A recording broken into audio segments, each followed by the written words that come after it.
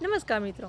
ઘણા લોકો કહે છે કે મને તો તક જ નથી મળી, પરંતુ હકીકતમાં તક બધાને મળે છે. ફરક એટલો છે કે કોઈ તેને ઓળખે છે અને કોઈ તેને ઇગ્નોર કરે છે.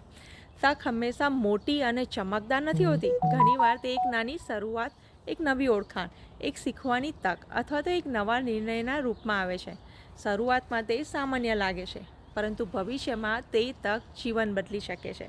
સફળ લોકો અને સામાન્ય લોકો વચ્ચેનો સૌથી મોટો તફાવત એ જ છે કે સફળ લોકો તક આવવાની રાહ નથી જોતા, તેઓ તક બનાવે છે.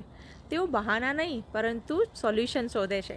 આપણે પણ જીવનમાં જ્યારે કોઈ નવી તક આવે ત્યારે ડરવાને બદલે વિશ્વાસ સાથે આગળ વધવું જોઈએ, કારણ કે કદાચ એ જ તક આપણા સપનાઓને હકીકતમાં બદલવાની ચાવી બની શકે છે. તો મિત્રો, શાની રાહ જુઓ છો?